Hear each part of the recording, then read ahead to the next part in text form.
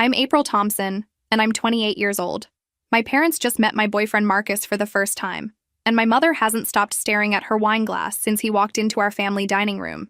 The silence is so thick you could cut it with the silver knife she's gripping like a weapon. My father cleared his throat 3 times already, which is his tell when he's trying to process something that doesn't fit his perfect little worldview. Where are you watching from today? Drop your location in the comments below and hit that like and subscribe button if you've ever felt completely invisible in your own family. You'll definitely want to stick around for what happened next. Let me take you back to how this disaster started. I'd been dating Marcus for 8 months when I finally worked up the courage to bring him home to meet my parents. 8 months of pure happiness with a man who treated me like I was precious, who listened when I spoke, who made me laugh until my sides hurt. But I knew my parents well enough to be nervous about this introduction. My parents, Robert and Linda Thompson, live in the kind of pristine suburban neighborhood where everyone's lawn is perfectly manicured and every mailbox matches. Dad's a financial advisor who's built his entire identity around being respectable, and Mom volunteers for all the right charities while making sure everyone knows about it. They've always been obsessed with appearances, with status, with making sure everything in their world looks exactly how it should. I should have seen the warning signs when I first mentioned Marcus to them. Not once did they ask about his personality, his job, or how he made me feel. Instead, Mom immediately wanted to know his last name, where he went to college, what his parents did for a living. When I told them his name was Marcus Johnson, I watched something shift in their expressions. Johnson. Such a simple, common name. But the way they processed it, you'd think I'd said something scandalous. The dinner itself was a masterclass in polite racism. Mom set the table with her finest china, the kind she usually reserved for Easter and Christmas. Dad wore his best suit, like he was preparing for a business meeting rather than meeting his daughter's boyfriend. They were trying so hard to be impressive that it felt performative, almost mocking. Marcus arrived exactly on time, dressed impeccably in a navy blazer and carrying flowers for my mother and a bottle of wine for my father. He was charming, articulate, respectful, everything any parent should want for their daughter. But I watched my parents' faces throughout the evening, and what I saw there made my stomach turn. They were polite. Painfully. Obviously polite. The kind of politeness that feels like ice water. Dad asked surface-level questions about Marcus's work, nodding at appropriate intervals but never really engaging. Mom smiled her practiced charity event smile, the one that never reaches her eyes. When Marcus complimented the meal, she thanked him with the same tone she'd use with a delivery driver. What hurt most was how hard Marcus was trying. He shared stories about his travels, asked thoughtful questions about their work and interests, even offered to help clear the table. But it was like watching someone perform for an audience that had already made up their mind not to be entertained. After Marcus left, promising to call me the next day, I lingered in the kitchen helping Mom with dishes. This was usually when she'd share her thoughts about my dates, offering either approval or gentle criticism. This time, she said nothing, just scrubbed plates with unusual intensity while Dad retreated to his office. "So?" I finally asked, unable to bear the silence any longer. Mom set down the plate she was washing and turned to face me. "He seems nice enough," she said. But her tone suggested that being nice wasn't nearly enough. Very articulate. The way she said articulate made my skin crawl, like she was surprised a black man could speak properly, like it was some kind of unexpected bonus feature. "That's it?" I pressed. "That's all you have to say about the man I'm dating?" Dad appeared in the doorway, clearly having heard the conversation. "April, sweetheart, we just want what's best for you. You have to think about your future, about compatibility, about whether someone really fits into your world. Your world. Not our world. Your world." As if Marcus couldn't possibly belong in the same spaces I occupied. I felt something cold settle in my chest. This wasn't about Marcus's character, his education, his success, or how he treated me. This was about the color of his skin, and they were too cowardly to say it outright. Instead, they'd hide behind coded language about compatibility and fitting in. That night, lying in bed in my childhood room, I stared at the ceiling and realized that my parents had just failed a test I hadn't even known I was giving them. And the worst part? I think they knew they'd failed too. But that was just the beginning of the nightmare that would tear our family apart forever. The next few weeks after that disastrous dinner felt like walking through a minefield. Every conversation with my parents became an exercise in reading between the lines, and what I found there made me sick. They never asked about Marcus again. Not once. It was like he'd never existed. Like that evening had been some strange dream we'd all had simultaneously. When I mentioned we were going to a concert together, Mom changed the subject to my cousin's engagement. When I shared that Marcus had gotten a promotion at work, Dad suddenly remembered urgent paperwork he needed to handle. It was the kind of deliberate, systematic ignoring that hurts worse than outright hostility because it pretends to be accidental. My sister Sarah noticed it too. During one of our weekly coffee dates, she leaned across the table and said, "They're being weird about Marcus, aren't they?" Sarah was 2 years younger than me, with the same blonde hair and blue eyes that made people immediately identify us as sisters. But where I'd always been the cautious one, the people pleaser who tried to keep everyone happy, Sarah was direct and unafraid of confrontation. She'd inherited Dad's analytical mind, but paired it with a moral compass that actually pointed north. "Weird how?" I asked, though I knew exactly what she meant. "They pretend he doesn't exist. Last Sunday at dinner, you mentioned going to that new restaurant downtown, and Mom immediately asked if you went alone. Like, who asks that? Obviously, you went with your boyfriend of 9 months. 9 months. Marcus and I had been together 9 months, and my parents acted like he was a phase I'd grow out of. They'd never once asked his opinion about anything. Never included him in family event planning. Never even mentioned his name unless I brought him up first. But everything changed the day Marcus proposed. He'd planned it perfectly. A picnic in Millennium Park, complete with my favorite foods and a playlist of songs that meant something to us. When he got down on one knee, I cried so hard I could barely choke out the word yes. The ring was gorgeous, a vintage Art Deco setting that somehow perfectly captured my style without me ever describing it to him. I called my parents from the park, still high on euphoria and champagne. "Mom, Dad, I have amazing news. Marcus proposed. We're engaged." The silence on the other end lasted so long I checked my phone to make sure the call hadn't dropped. Finally, Dad's voice. "Well, that's sudden. Sudden. We'd been together 9 months. My cousin Jessica got engaged after 6 months and received champagne toasts and immediate party planning. But my engagement was sudden. We're very happy for you, sweetheart," Mom added, but her voice sounded like she was offering condolences rather than congratulations. "Have you thought about a timeline? Sometimes longer engagements are wise. Give people time to really think things through. Think things through." As if I'd made an impulsive decision rather than falling deeply in love with an incredible man who cherished me. The real confrontation came 3 days later, when Mom asked me to lunch, just the two of us. I should have known it was an ambush when she chose that expensive restaurant downtown, the one she used for important conversations. The kind of place where raised voices would be socially unacceptable. She waited until after we'd ordered to begin her prepared speech. "April, I need to say something, and I hope you'll listen with an open mind." Her hands were folded precisely on the white tablecloth, her voice steady and measured. "Your father and I are concerned about this engagement. Not because we don't want you to be happy, but because we love you too much to stay silent when we see potential problems." "What problems?" I asked, though my stomach was already clenching. "Compatibility issues, cultural differences, the challenges of navigating a relationship where you come from different backgrounds." Each pause was calculated, each word chosen to sound reasonable while delivering a devastating message. "You mean the challenge of him being black?" Mom's face flushed slightly. "That's not what I said. It's what you meant.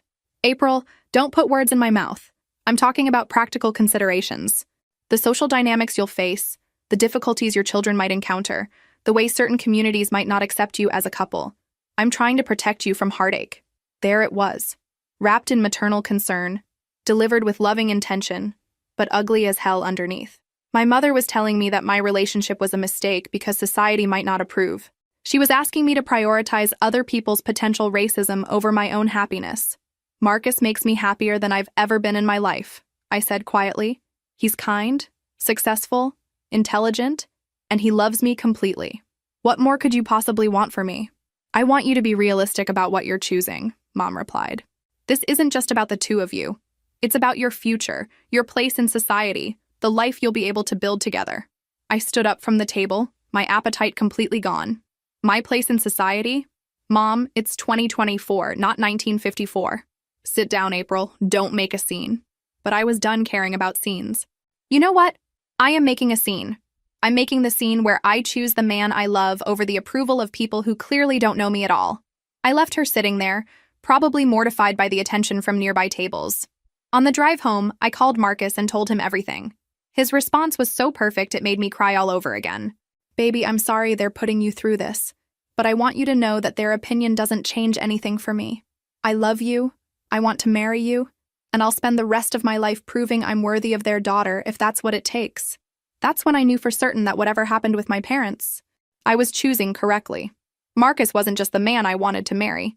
He was the person who helped me see my own worth. But I had no idea how much worse things were about to get. Have you ever experienced family members who couldn't support your happiness because of their own prejudices? Share your thoughts in the comments below. Planning a wedding should be one of the most exciting times in a woman's life. Instead, it became a masterclass in family abandonment that I wouldn't wish on my worst enemy. Every decision I made was shadowed by the growing certainty that my parents had no intention of celebrating my marriage. The first sign came when I called to share our wedding date.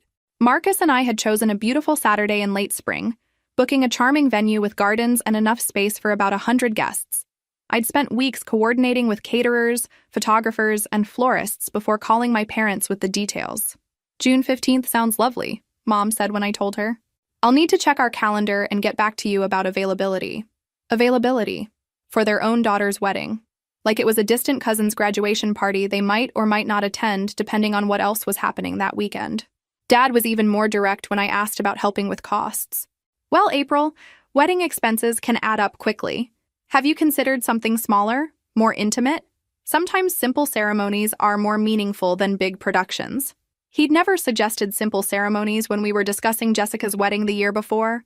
Her event had cost nearly $30,000, and Dad had proudly told everyone about the live band and chocolate fountain.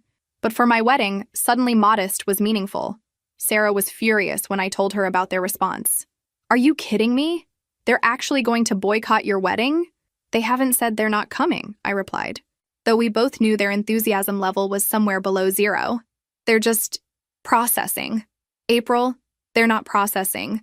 They're hoping you'll change your mind if they withhold their support long enough. She was right, of course.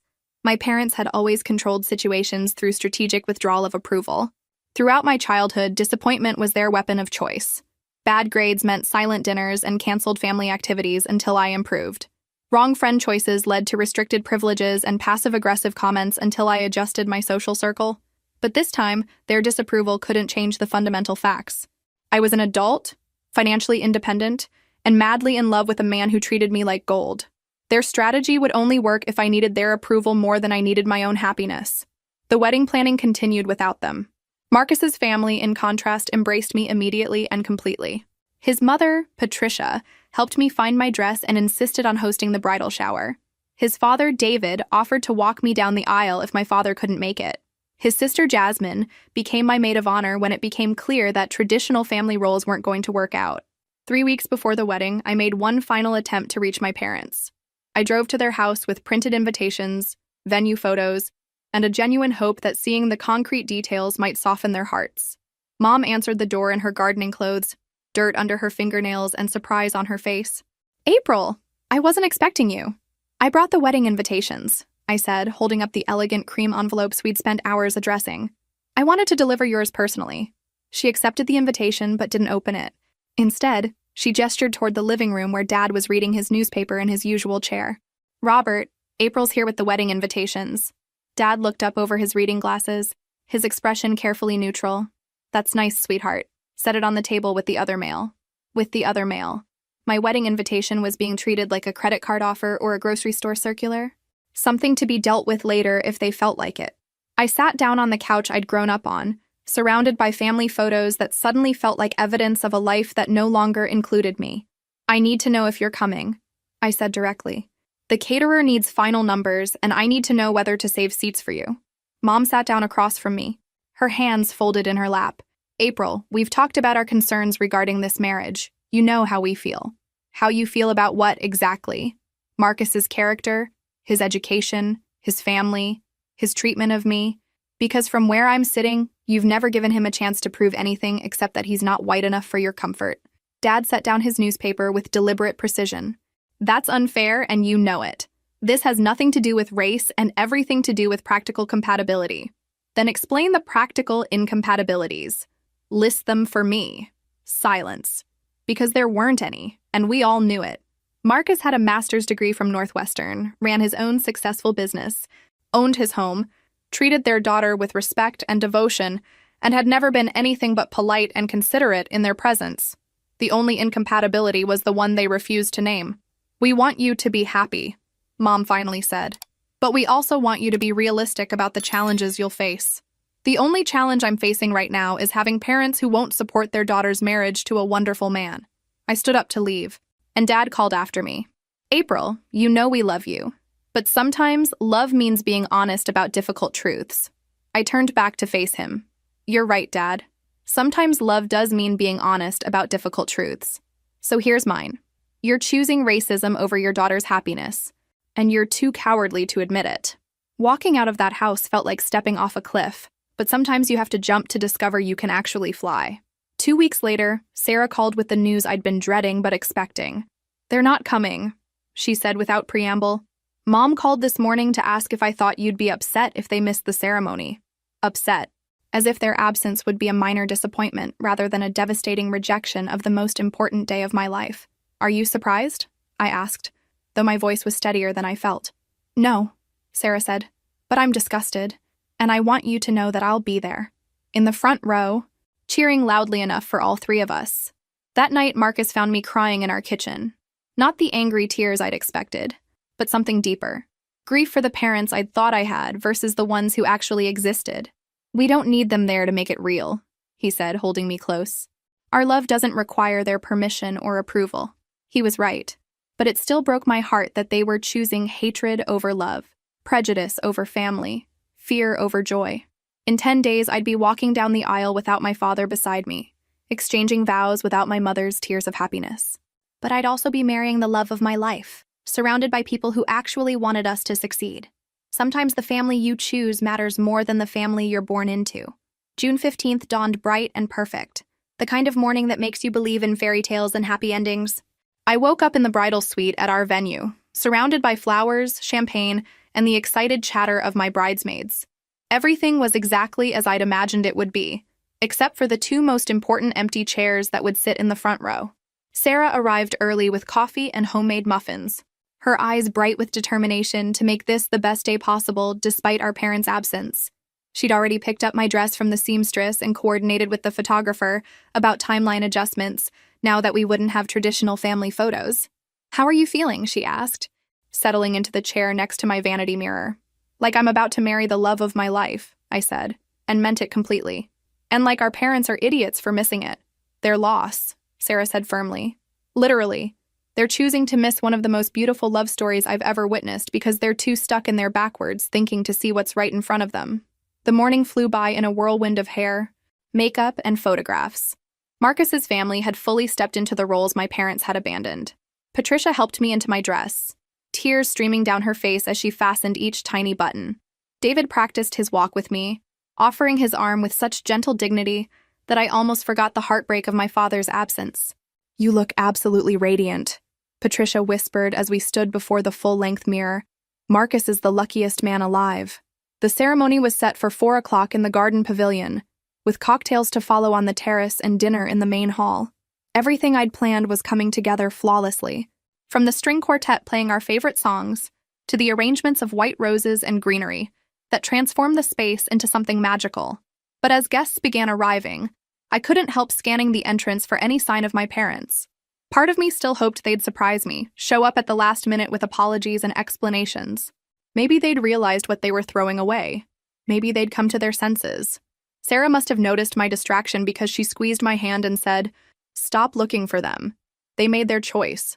Focus on everyone who did choose to be here." She was right. The garden was filling with people who loved us, who wanted to celebrate our marriage, who believed in our happiness. Marcus's business partners and college friends mingled with my work colleagues and childhood friends. Our chosen family was beautiful and complete without the two people who should have been there but weren't. At 3:45, David knocked on the bridal suite door. "Ready, beautiful?" I took one last look in the mirror, adjusting my grandmother's pearl necklace that I'd worn for something old. My dress was something new, Sarah's bracelet was something borrowed, and my blue shoes were hidden beneath layers of silk and tulle. Everything was perfect except for the parents-shaped hole in my heart. "Ready," I said, and meant it. The processional music began, and Sarah walked down the aisle first, radiant in her sage green dress, and carrying a bouquet of white peonies. Then came Jasmine and my other bridesmaids, each one glowing with joy for our special day. When the bridal march started and I appeared at the end of the aisle on David's arm, I saw Marcus's face light up with such pure love that everything else fell away. The empty chairs, the family drama, the months of heartache, none of it mattered compared to the man waiting for me at the altar. David kissed my cheek and placed my hand in Marcus's, whispering, "Take care of our girl." "Always," Marcus replied, his voice thick with emotion. The ceremony itself was everything I'd dreamed of. Our officiant spoke about love conquering all obstacles, about chosen family being just as powerful as blood family, about the courage it takes to build something beautiful in a world that doesn't always support it. When Marcus and I exchanged the vows we'd written ourselves, there wasn't a dry eye in the garden. "April," Marcus said, his hands holding mine steady, "you are my anchor, my adventure, my home. You've shown me that love isn't just a feeling, but a choice we make every day. I choose you today and every day for the rest of our lives, no matter what challenges we face or who tries to tear us apart." My own vows came from the deepest part of my heart. "Marcus, you've taught me that I deserve to be loved completely and unconditionally. You've shown me what it means to be someone's priority, not their compromise. I promise to stand by you, to fight for us, and to never let anyone make me feel ashamed of this incredible love we've built together." When the officiant pronounced us husband and wife, the garden erupted in cheers and applause.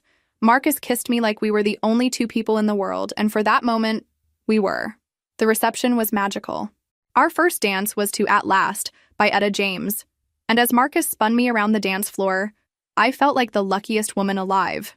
Sarah's maid of honor speech had everyone laughing and crying, especially when she said, "Some people spend their whole lives looking for the kind of love April and Marcus have found, and some people are too blind to recognize it when it's right in front of them." Around 9 o'clock, as the party was in full swing, my phone buzzed with a text from Mom. "Hope you had a lovely day." A lovely day. Like I'd gone to a garden party instead of getting married. I showed the message to Sarah, who rolled her eyes and said, "Don't even respond to that nonsense." But the message did something unexpected. Instead of hurting me, it made me realize how completely I'd moved beyond needing their approval. I was married to an amazing man, surrounded by people who loved us, dancing in a garden full of flowers and laughter. Their absence had become irrelevant to my happiness. Later that night, in our honeymoon suite, Marcus and I sat on the balcony overlooking the garden where we'd just promised our lives to each other. "Any regrets?" he asked, though he was smiling as he said it. "Only one," I said, snuggling closer to him. "I regret waiting so long to realize that their opinion doesn't matter. Today was perfect, Marcus. Absolutely perfect." And it was. Our wedding day had been everything I'd wanted it to be, even without the people who should have been there. Sometimes the most beautiful celebrations happen when you stop waiting for permission to be happy. But I had no idea that the real test of our marriage was still coming. The first few months of married life were blissful in ways I hadn't expected. Marcus and I settled into our routine as husband and wife with the kind of easy contentment that made me understand why people talked about finding their person. We were partners in everything from deciding on furniture for our home, to planning weekend adventures, to supporting each other through work stress. But underneath the happiness was a constant, low-level heartache about my parents' continued silence. They hadn't called after the wedding, hadn't sent a card, hadn't acknowledged that their daughter had gotten married at all. It was like I'd simply ceased to exist the moment I chose Marcus over their approval. Sarah tried to fill the gap, calling regularly and stopping by with updates about family drama I was no longer included in. Through her, I learned that Mom had told the extended family that I'd eloped and that they hadn't been invited. Not technically a lie, but certainly a creative interpretation of events designed to save face. "Aunt Karen asked why you eloped," Sarah reported during one of our coffee dates. "She seemed confused about why you wouldn't want a big family wedding." What did Mom say? That young people today prefer intimate ceremonies. Sarah's expression made it clear what she thought of that explanation.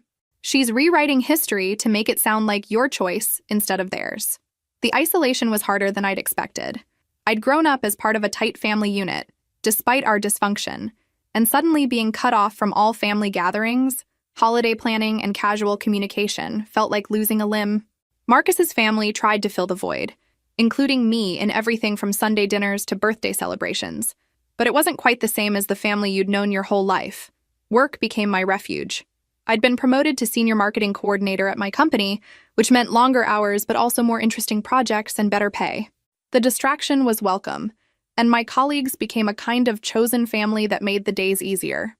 Marcus was incredibly patient with my adjustment process, He never pushed me to talk about my parents when I wasn't ready, never suggested I should try harder to reconcile, never made me feel guilty for the sadness that sometimes crept in during quiet moments. He just loved me through it, which somehow made the healing possible. Your worth isn't determined by their ability to see it, he'd remind me when I had bad days. Some people are so blinded by their own prejudices that they can't recognize treasure when it's right in front of them. 3 months after our wedding, everything changed because of a car. Marcus had been working incredibly hard on expanding his business. What I knew about his work was that he owned a small chain of electronics stores that specialized in high-end home theater systems. He'd started with one location 5 years earlier, and had grown it into 3 stores with plans for more. The business was doing well, but I had no idea just how well until my 29th birthday. I woke up that morning to breakfast in bed and a stack of presents wrapped in silver paper. Marcus was grinning like he had a secret, practically bouncing with excitement as I opened each gift. Beautiful jewelry, a designer handbag I'd admired, a spa day package, everything was thoughtful and generous. "These are too much," I protested, though I was touched by his attention to detail. "Not even close to too much," he said, kissing my forehead. "But there's one more thing. Get dressed, we're going for a drive."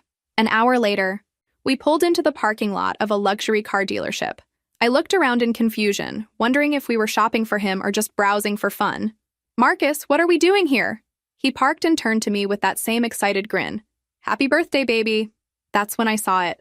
Sitting in the front row of the lot, with a giant red bow on the roof, was a pristine white Porsche 911.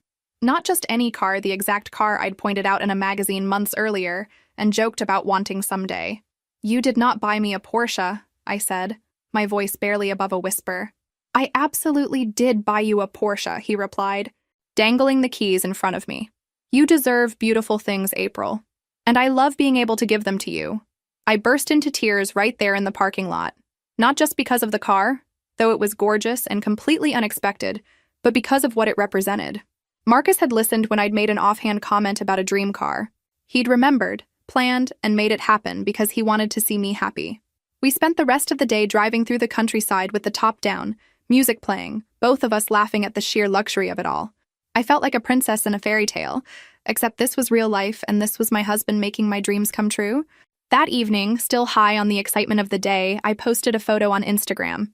Just me leaning against the Porsche in our driveway with the caption, "Best birthday ever, feeling so grateful for this amazing life and the incredible man who makes it all possible.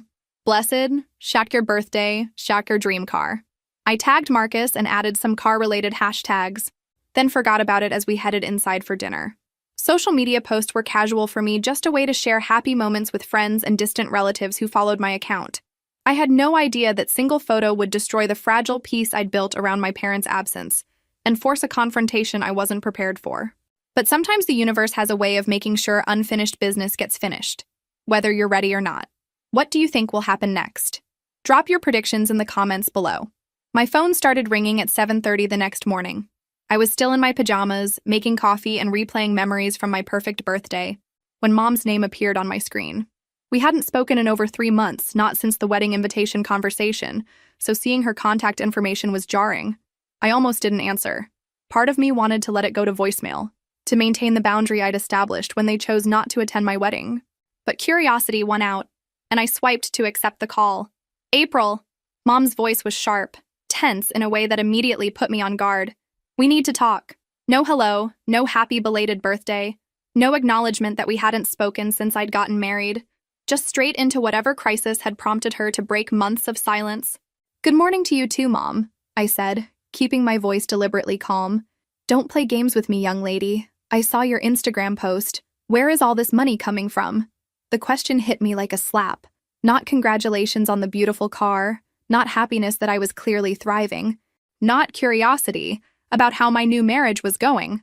Just immediate suspicion about money and a tone that suggested I owed her an explanation. "What money?" I asked, though I knew exactly what she meant. "The Porsche, April. The designer clothes in your other recent posts. The expensive restaurants you've been posting about. Where is Marcus getting this kind of money?" Her voice was getting higher, more accusatory with each word. I felt something cold settle in my stomach. This wasn't concern for my well-being or curiosity about my happiness. This was interrogation, suspicion, and something that sounded almost like accusation. Marcus works hard and his business is successful, I said carefully. Why are you asking? April, I need you to think about this logically. A few months ago, you were dating someone who owned a small electronics store. Now suddenly there are Porsches and expensive jewelry. People don't just become wealthy overnight unless something questionable is happening. Questionable. The word hung in the air like poison. My mother was suggesting that my husband was involved in something illegal, not wondering about a promotion, an inheritance, or business success. Her first assumption was criminal activity. Mom, you don't know anything about Marcus's business or finances because you've never bothered to ask. You met him once, wrote him off immediately, and then refused to attend our wedding. You don't get to call me now and make accusations. I'm not making accusations. I'm expressing legitimate concerns. This kind of sudden wealth raises red flags, and I'm worried about what you've gotten yourself into. Red flags. Gotten myself into? Like I was some naive child who'd been tricked by a criminal instead of a grown woman who'd married a successful businessman. We're having a family meeting, Mom continued, her voice taking on the authoritative tone she'd used when I was in trouble as a child. Tomorrow at 3 o'clock. You and Marcus need to be there so we can get to the bottom of this situation. A family meeting. They'd ignored my wedding, refused to acknowledge my marriage, and treated me like I'd died for 3 months. But now they wanted a family meeting because they'd seen evidence of prosperity they couldn't explain. Actually, Mom, we won't be attending any family meetings. You forfeited the right to comment on my life choices when you chose not to be part of my life. April Thompson Johnson. This is bigger than whatever grudge you're holding about the wedding. If Marcus is involved in illegal activities, you could be in real danger. As your parents, we have a responsibility to protect you. Thompson Johnson. She'd used my full married name like it left a bad taste in her mouth.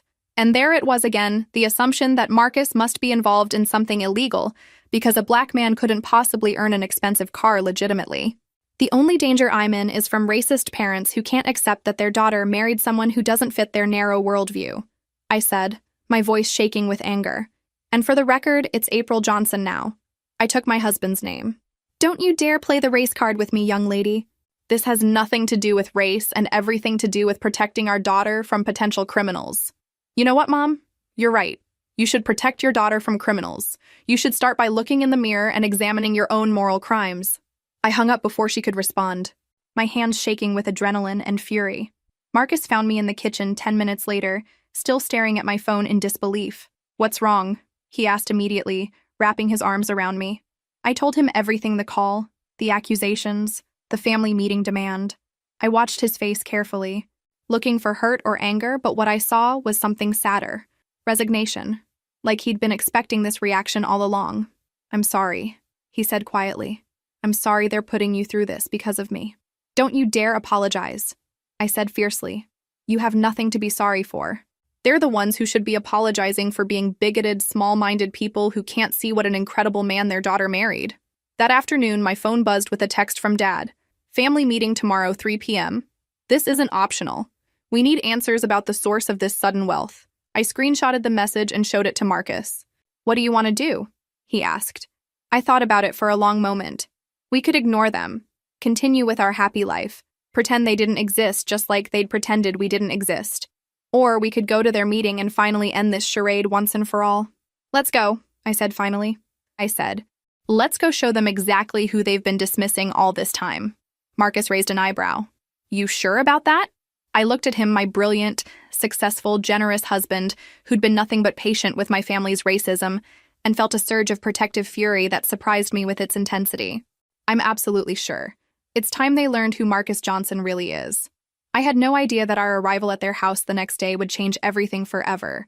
But sometimes the truth has a way of exploding myths in the most spectacular way possible. The stage was set for a confrontation that would finally force my parents to face the reality of their prejudices. And I was ready for war. April's story, chapters 7 to 12. The next day at 2:45, Marcus and I pulled into my parents' driveway in the white Porsche that had caused all this drama. I'd chosen my outfit carefully, a designer dress Marcus had bought me for our anniversary, paired with the diamond earrings he'd given me for my birthday. If they wanted to see wealth, I'd show them wealth. You ready for this? Marcus asked, adjusting his suit jacket. He looked every inch the successful businessman he was, confident and composed despite knowing he was walking into hostile territory. I've been ready for this conversation my entire life, I replied, checking my lipstick in the visor mirror. They want to know where the money comes from? Today they find out. What do you think will happen next?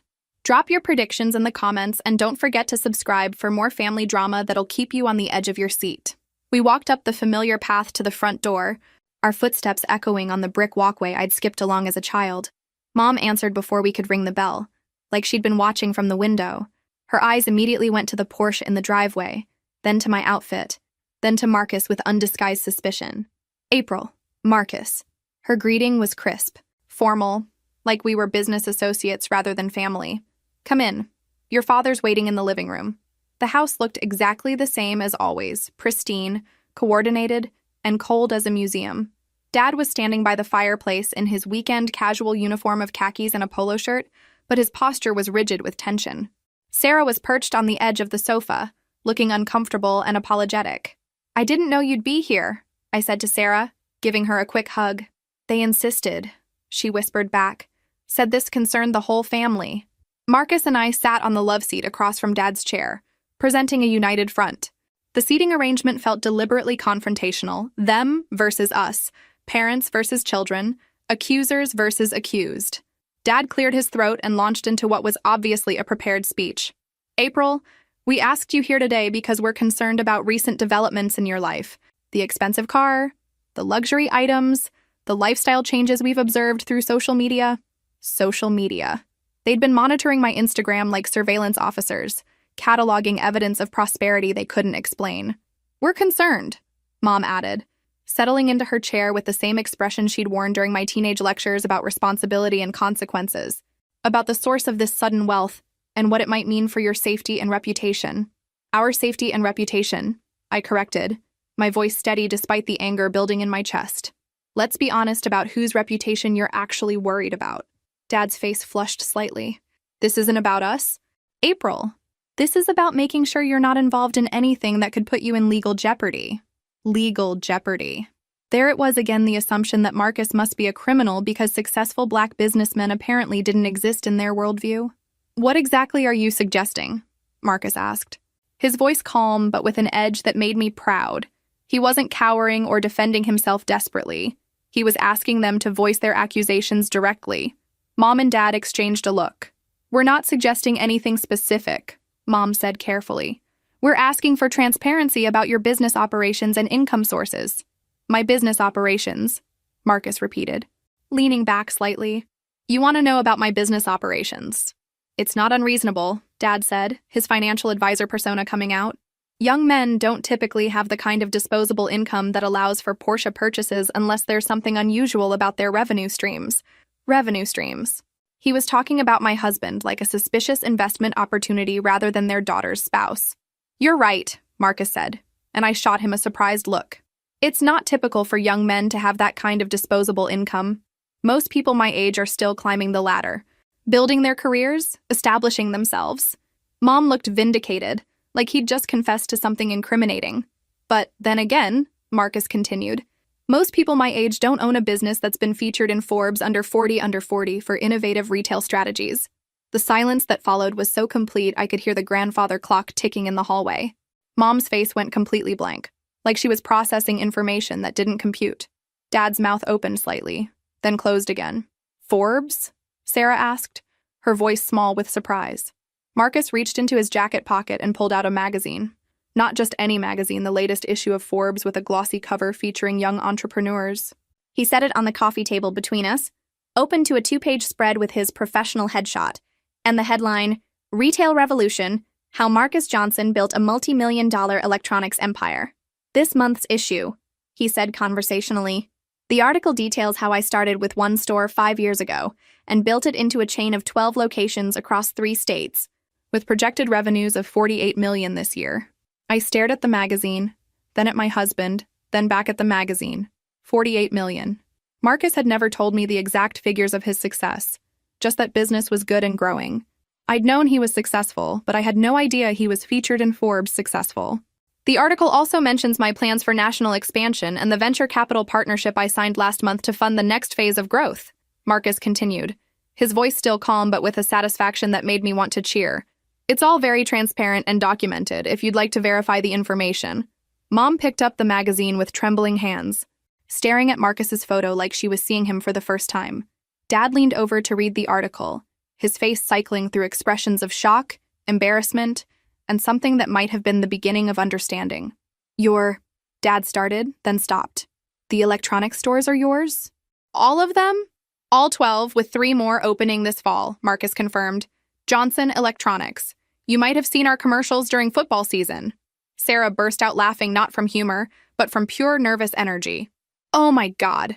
April, do you know what this means? I was still processing the magnitude of what I'd just learned. My husband wasn't just successful, he was Forbes cover successful. He was millionaire successful. He was everything my parents claimed to value in terms of achievement and status, but they'd been too blinded by racism to see it. What this means, I said slowly, finding my voice, is that my parents spent 3 months assuming my husband was a criminal instead of asking a single question about who he actually is. The accusation hung in the air like smoke, because that's exactly what had happened, and we all knew it. Mom set down the magazine carefully, like it might explode. We didn't know, she said weakly. You didn't want to know, I corrected.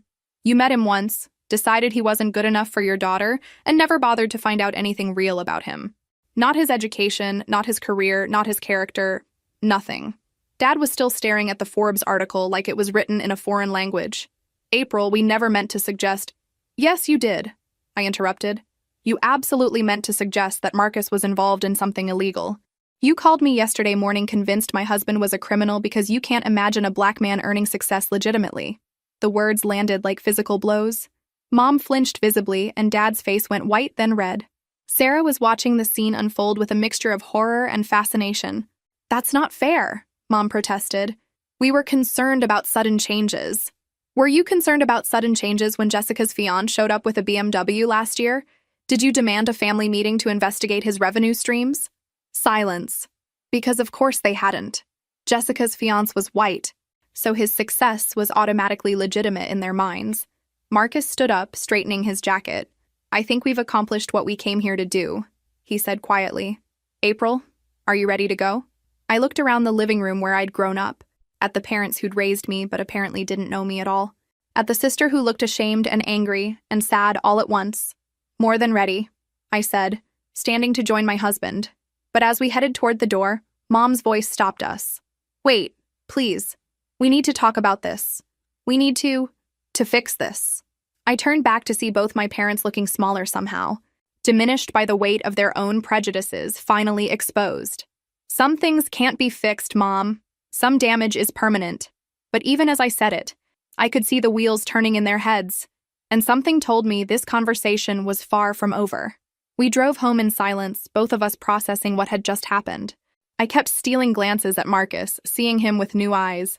Not just my loving husband, but a business mogul who'd been featured in Forbes. The disconnect between who I'd known him to be and the full scope of his success was staggering. Why didn't you tell me? I finally asked as we pulled into our driveway. About Forbes? About the 48 million? About how huge your business really is? Marcus turned off the engine and sat back in his seat, because I didn't want it to change anything between us. When we met, you fell in love with me as a guy who owned an electronics store and treated you well. I didn't want you to start seeing dollar signs instead of the person. But I'm your wife. Shouldn't I know these things? You know everything that matters, he said, reaching for my hand. You know I work hard. You know I'm successful enough to take care of us. You know I love spoiling you. The exact numbers never seemed important until today.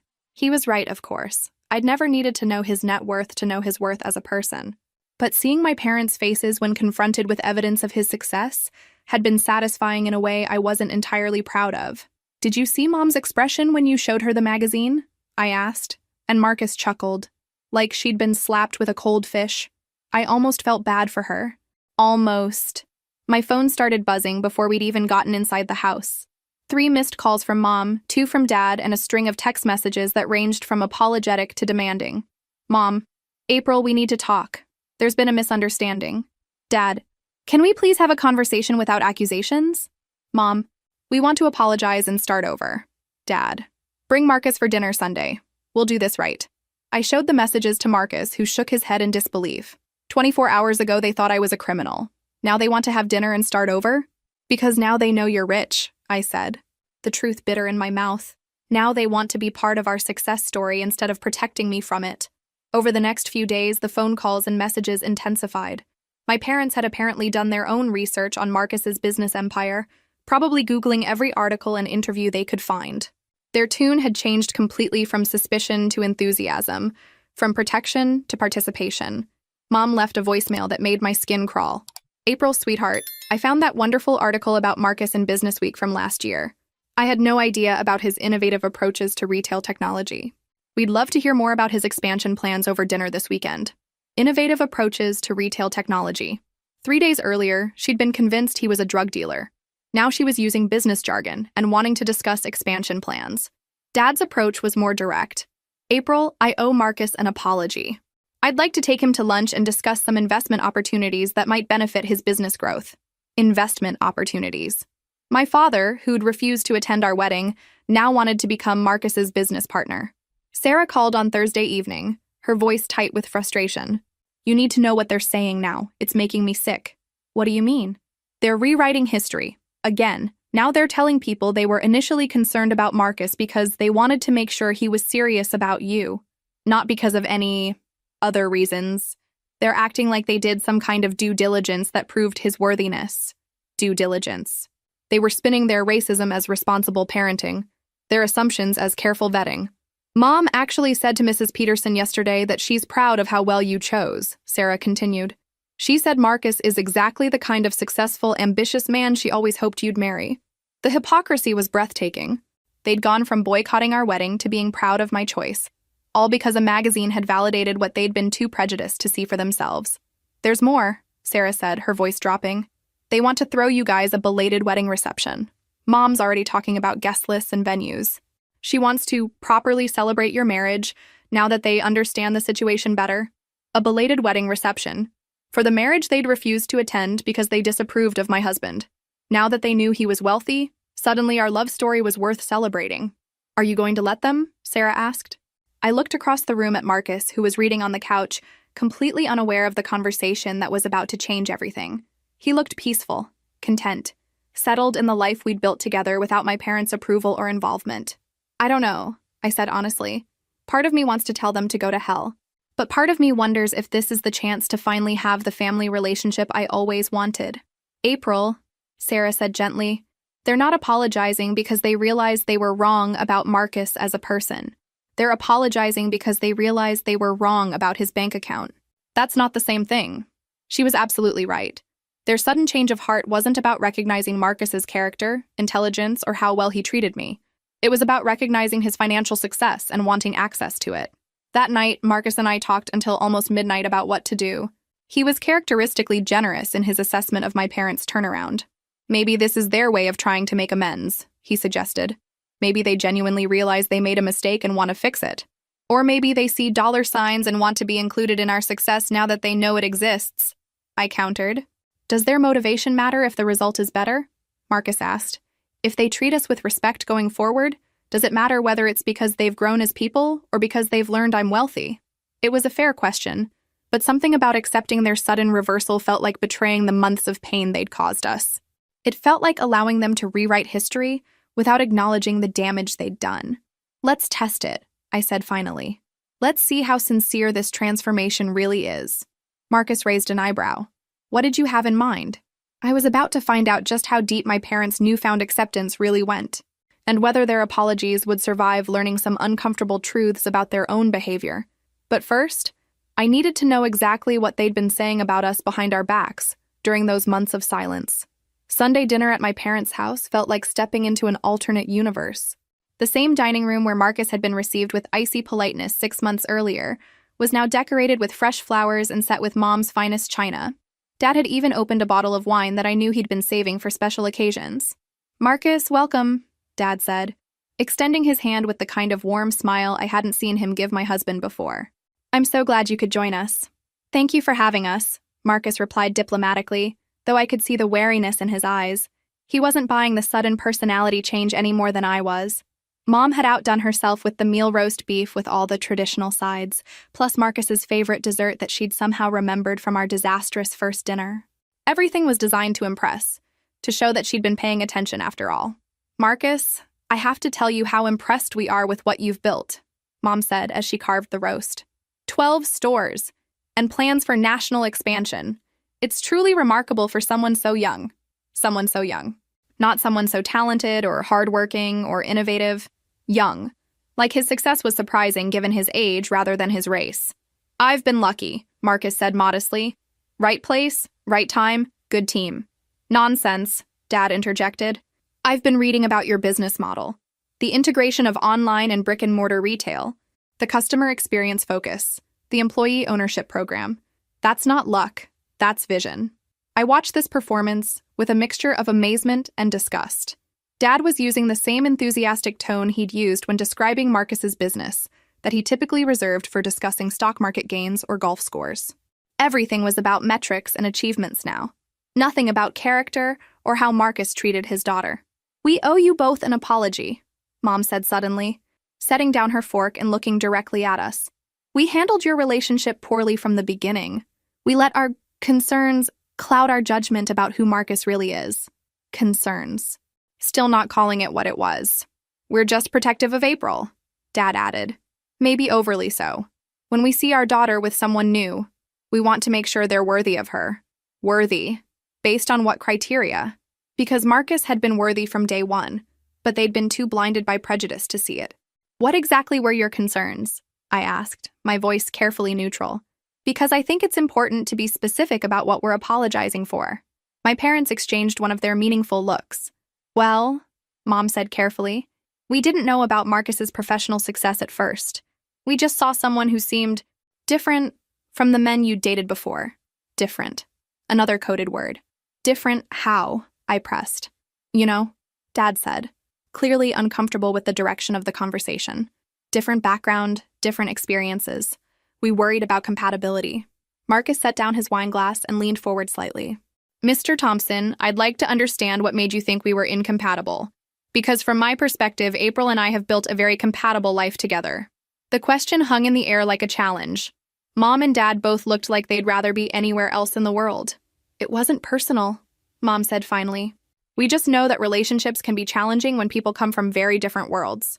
What different worlds? I asked. Marcus grew up in Illinois, just like me. He went to Northwestern, which is a better school than where I went. He's successful, kind, educated, and treats me like a princess. What world is he from that's so different from mine? Silence. Because the only world they saw him as coming from was a black world, which in their minds was automatically incompatible with their white suburban daughter. Marcus saved them from having to answer. I think what's important is that we're here now, having this conversation. People can change their minds when they get new information. Ever the diplomat, giving them an out they didn't deserve. But I wasn't feeling diplomatic.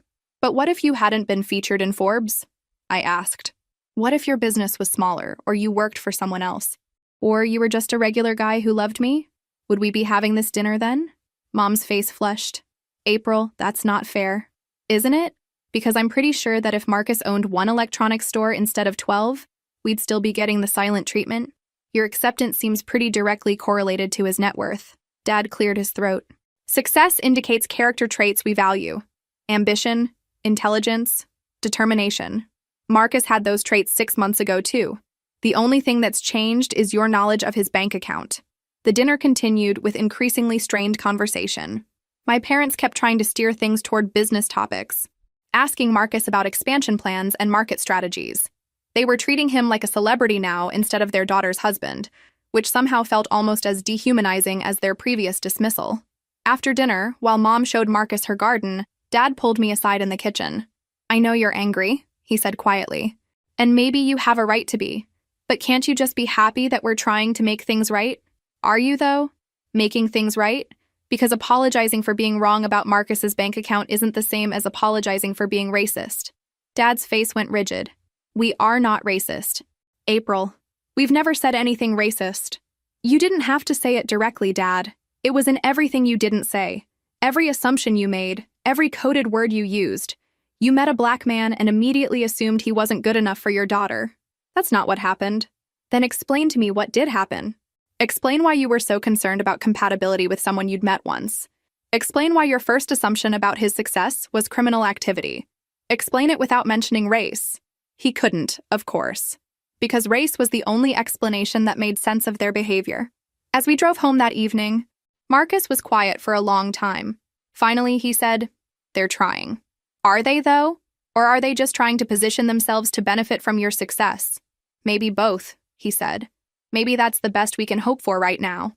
I wanted to believe that was enough. I wanted to accept their conditional acceptance and move forward with some version of a family relationship. But something deep in my gut told me this was just another performance. Another way for them to control the narrative without actually confronting their own prejudices. "I need to know what they really think," I told Marcus. "Not what they're willing to say to our faces now that they know you're successful, but what they really believe about us. How are you going to find that out?" I thought about Sarah, about her discomfort during dinner, about the things she'd hinted at but hadn't said directly. I'm going to ask someone who's been listening to their real opinions all along. The conversation I was about to have with my sister would expose the ugly truth behind my parents' sudden change of heart, and it would force me to make a decision about whether some bridges are too damaged to ever be truly repaired. I met Sarah for coffee the next afternoon at our usual spot, a little cafe downtown that felt neutral and safe for difficult conversations. She arrived looking troubled, like she'd been dreading this meeting but knew it was necessary. "You want to know what they've really been saying," she said before I could even ask. It wasn't a question. "I need to know," I confirmed, "because yesterday felt like a performance, and I can't build a relationship on lies." Sarah stirred her latte slowly, clearly choosing her words carefully. "April, you're not going to like what I have to tell you. I figured, but I need to hear it anyway." She took a deep breath and began. "The night after your wedding, when you and Marcus were on your honeymoon, Mom called me crying. Not because she felt bad about missing your wedding, but because she was angry that you'd gone through with it." My stomach clenched, but I nodded for her to continue. She said, and I quote, "I can't believe April threw her life away for that man. When I pointed out that you looked incredibly happy, she said, 'Happiness fades, but this decision will follow her forever.'" The words hit like physical blows. While I'd been dancing at my reception, celebrating the best day of my life, my mother had been mourning it like a funeral. "Dad wasn't much better," Sarah continued. "He kept talking about how you'd limited your options and how these relationships never last anyway. When I asked what he meant by these relationships, he said interracial couples have too many obstacles to overcome." They said all this to you? To me? To Aunt Karen? To anyone who would listen? They positioned themselves as the concerned parents whose daughter had made a regrettable choice they couldn't support. Sarah's voice was tight with anger. "They told people they'd tried to talk sense into you, but that you were too stubborn to listen." I felt sick. While I'd been building a beautiful marriage, they'd been systematically destroying my reputation with the extended family, painting me as a foolish girl who'd made a mistake they'd tried to prevent. "There's more," Sarah said reluctantly. "When you posted about your promotion at work, Mom said it was probably affirmative action helping you because of your husband. When you posted photos from your anniversary dinner, she said Marcus was just showing off trying to prove something. Every happy moment I'd shared, every milestone I'd celebrated, had been twisted into something negative in their minds. They couldn't accept that my life was genuinely good, so they invented explanations that preserved their narrative of my poor choices." "And when you posted the Porsche picture?" Sarah's face darkened. "That's when it got really ugly. Dad immediately said no legitimate business could afford that kind of expense for personal use.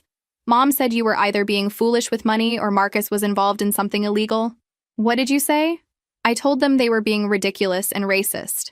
That got me a lecture about not understanding the real world and being naive about the kinds of problems you were creating for yourself. Problems I was creating for myself by marrying a successful black man. The victim blaming was breathtaking in its cruelty. "But Sarah, what are they saying now? Since the Forbes revelation?" Sarah's expression shifted to something like disgust. "Now they're telling everyone they always knew Marcus was special. Mom told Mrs. Chen yesterday that she could tell from the first time she met him that he was going places. She said they were just being careful parents making sure he was serious about their daughter. The rewriting of history was complete. They'd gone from believing I'd ruined my life to claiming they'd recognized Marcus's potential all along. Every cruel comment, every assumption, every month of silence had been erased and replaced with a fiction that made them look wise rather than bigoted. "Are they sorry?" I asked. "Do they realize how much they hurt us?" Sarah was quiet for a long moment. "I think they're sorry they missed out on the opportunity to be associated with Marcus's success. But sorry for hurting you? Sorry for the racist assumptions they made? I don't think they even see it that way." "What do you mean?" I mean, they think they were justified in being cautious, and now they've been proven wrong about Marcus's financial status, but not about their methods. They think they did due diligence as parents and just got incomplete information. Due diligence. Like investigating a black man's worthiness was a reasonable parental responsibility. There's something else, Sarah said, looking even more uncomfortable. Something I probably should have told you sooner. My heart started racing. What? Last month, before the Forbes article, I heard Mom on the phone with Aunt Karen. She was talking about your marriage, and she said— Sarah paused, clearly struggling with whether to continue. Just tell me. She said she was waiting for you to come to your senses and that when your marriage failed, she'd be there to help you rebuild your life properly. She had it all planned out how she'd support you through the divorce, help you find someone more suitable, make sure you learned from your mistakes. The betrayal was so complete it took my breath away. My mother hadn't just disapproved of my marriage, she'd been actively hoping for its failure. She'd been waiting for me to suffer so she could swoop in and prove her point about my poor judgment. I'm sorry, Sarah said, reaching across the table to squeeze my hand. I know that's awful to hear, but you asked for the truth. I sat there processing the magnitude of what I'd learned. My parents' sudden acceptance wasn't growth or enlightenment. It was opportunism. They'd realized they'd been wrong about Marcus's bank account and were scrambling to position themselves to benefit from their mistake. But their fundamental views about interracial relationships, about my judgment, about my worth, none of that had changed. What are you going to do? Sarah asked. I thought about the dinner we'd shared the night before, about Mom's carefully prepared meal and Dad's business enthusiasm, about the wedding reception they wanted to throw and the investment opportunities they wanted to discuss. All of it built on a foundation of lies and self-interest.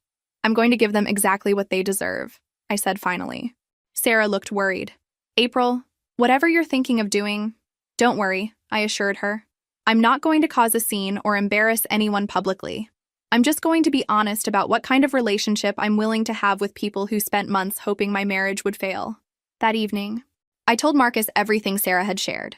I watched his face carefully as I repeated their cruel comments and their hopes for our divorce.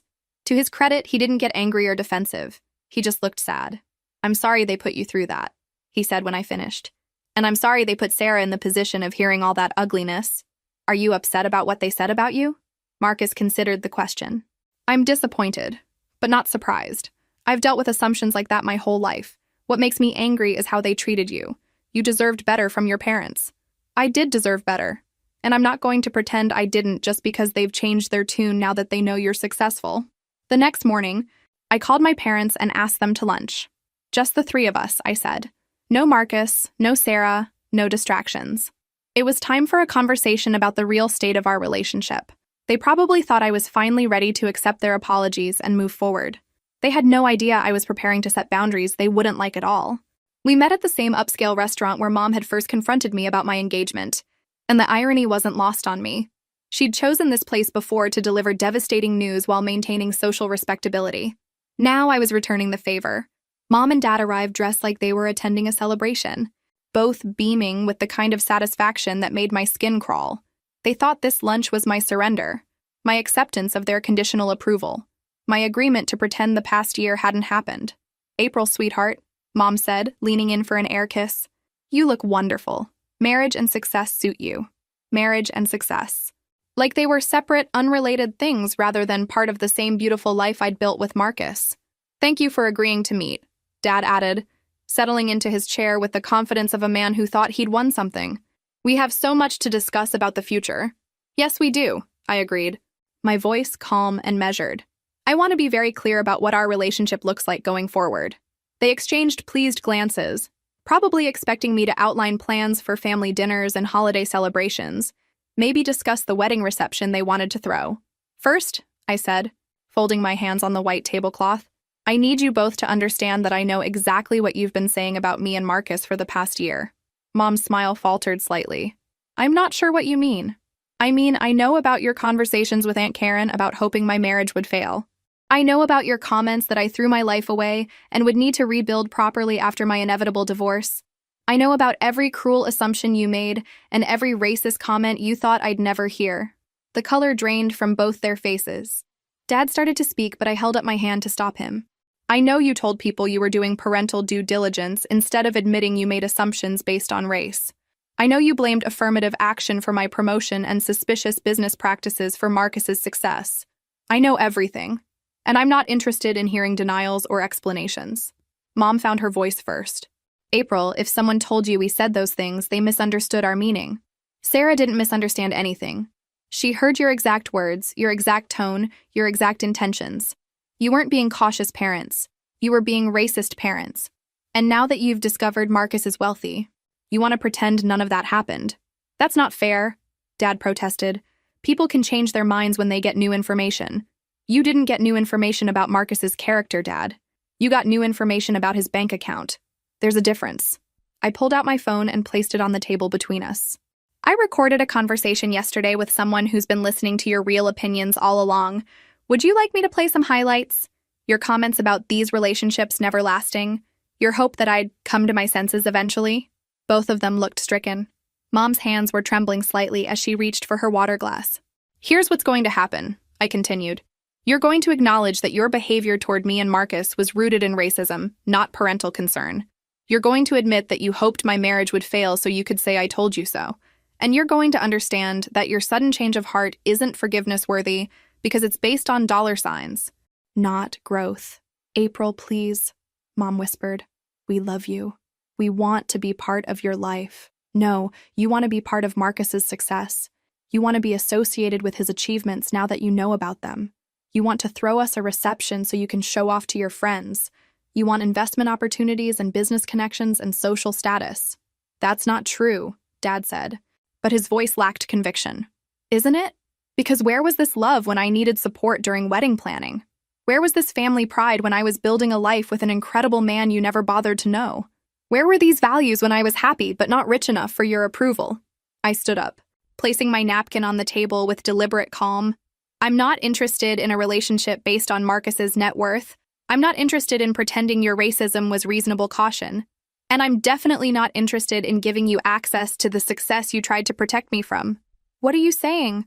Mom asked, tears starting to form in her eyes. I'm saying that some bridges can't be rebuilt, especially when they were burned by choice rather than accident. You chose to miss my wedding. You chose to hope for my divorce. You chose to see my husband as a threat rather than a blessing. Those weren't mistakes, they were decisions that showed me exactly who you are. I picked up my purse and coat, preparing to leave them sitting in the restaurant just as Mom had left me sitting there during our engagement confrontation. Sarah will always be welcome in our lives because she stood by us when it mattered, I said. But you two lost the privilege of being part of our story when you decided to write us out of yours. April? Wait, Dad called as I turned to go. We can work this out. We can do better. You had 12 months to do better, I replied without turning around. You chose not to. Now it's too late. I walked out of the restaurant with my head high and my conscience clear. Behind me, I left two people finally understanding that actions have consequences and that some damage can't be undone with belated apologies. In the parking lot, I called Marcus. It's done, I said when he answered. I told them exactly what kind of relationship we can have going forward, which is none. I'm done with conditional love and racism disguised as concern. We're better off without them. Marcus was quiet for a moment. Are you sure? Last chance to change your mind. I thought about the family dinners I'd miss, the holidays that would be smaller, the grandchildren they'd never know. Then I thought about the peace of not having to perform for people who'd never truly accepted me or my choices. I'm absolutely sure. Some people don't deserve access to your happiness, even if they're family, especially if they're family. 6 months later, Marcus and I sat in our beautifully renovated kitchen, sharing coffee and reading the Sunday paper like the happily married couple we'd always been. The difference was that now we were doing it without the shadow of my parents' disapproval hanging over our lives. The business section has another article about your expansion, I said, pointing to a photo of Marcus cutting the ribbon at his latest store opening. You're practically famous now. Practically successful enough to buy my wife another Porsche, he replied with a grin, leaning over to kiss my cheek. Life without my parents had been surprisingly liberating. Instead of spending emotional energy trying to earn their approval or managing their disappointment, I'd been free to simply enjoy the amazing life we'd built together. Marcus's business continued thriving. My own career had flourished without family drama as a distraction, and our marriage had deepened in ways I hadn't expected. Sarah had become even more important to us, stepping fully into the role of supportive family member. She'd been our biggest cheerleader when Marcus won a Retail Innovation Award last month, and she'd helped me plan the surprise party for his 30th birthday. Our relationship had strengthened once it was freed from the complexity of divided family loyalties. "Have you heard from them lately?" Marcus asked, reading my mind as he often did. "Mom texted yesterday," I said, showing him my phone. "Happy anniversary. Hope you're both well." The message was typical of their recent attempts at contact, superficially friendly, but devoid of any real acknowledgement of what had happened between us. They'd been sending birthday cards and holiday greetings for months, acting like we were estranged due to a simple misunderstanding rather than their systematic racism. "Are you going to respond?" "I already did," I said, pulling up my reply. "Thank you." 2 words. Polite, but not encouraging. I'd decided that complete silence felt too harsh, but I wasn't going to pretend we had a relationship beyond basic courtesy. "Sarah says they ask about us constantly," I continued. "Apparently Mom has been telling people that we're going through a difficult phase, but that she's confident we'll work things out eventually. Still rewriting history. Always. They can't accept that this is permanent, that some consequences last forever." Marcus reached across the table to take my hand. "Any regrets?" I thought about the question seriously. Did I regret losing my parents? Yes, in the sense that I grieved for the parents I'd wanted them to be versus the ones they actually were. Did I regret standing up for myself and my marriage? Not for a single second. None, I said firmly. Every day I'm grateful that I chose us over them. Every day I'm proud that I didn't accept conditional love. Even when you see other families together, other daughters with their mothers, especially then, because I know what real love looks like now. I know what it feels like to be chosen and cherished and supported unconditionally. Why would I settle for less from anyone, including family? The doorbell rang, interrupting our conversation. Through the window, I could see a delivery truck in our driveway. Marcus went to answer the door while I cleared our breakfast dishes. "April," he called from the hallway. "You need to see this." I found him holding an enormous arrangement of white roses and peonies, the same flowers from our wedding. The card attached was written in Mom's careful handwriting. "Thinking of you both on your anniversary. Love always, Mom and Dad." I stared at the arrangement for a long moment, processing the emotions it triggered. The flowers were beautiful, obviously expensive, and completely meaningless coming from people who'd missed the wedding they were supposedly commemorating. "What do you want to do with them?" Marcus asked gently. I took the card and read it again. Love, always. From people who'd withdrawn their love the moment I made a choice they disapproved of. From people who'd spent a year hoping my marriage would fail so they could be proven right about their prejudices. Take them to the neighbors, I decided. Mrs. Peterson mentioned that her husband's in the hospital. She could probably use some flowers. Marcus smiled and kissed my forehead. "I love you, Mrs. Johnson." "I love you too, Mr. Johnson." As he carried the flowers next door, I watched through the window and felt a deep sense of contentment settle over me. This was what happiness looked like: a Sunday morning with my husband, plans for the week ahead, and the absolute certainty that I was exactly where I belonged. My phone buzzed with a text from Sarah. Saw the Forbes article about Marcus's new expansion plans. "You guys are going to take over the world. Dinner this week to celebrate?" I typed back quickly. "Absolutely. Tuesday work for you?" Marcus wants to try that new place downtown. This was family people who celebrated our successes, supported our dreams, and loved us not, despite our choices but because of them. People who showed up when it mattered and stayed loyal when it was difficult. 20 minutes later, Marcus returned from delivering the flowers.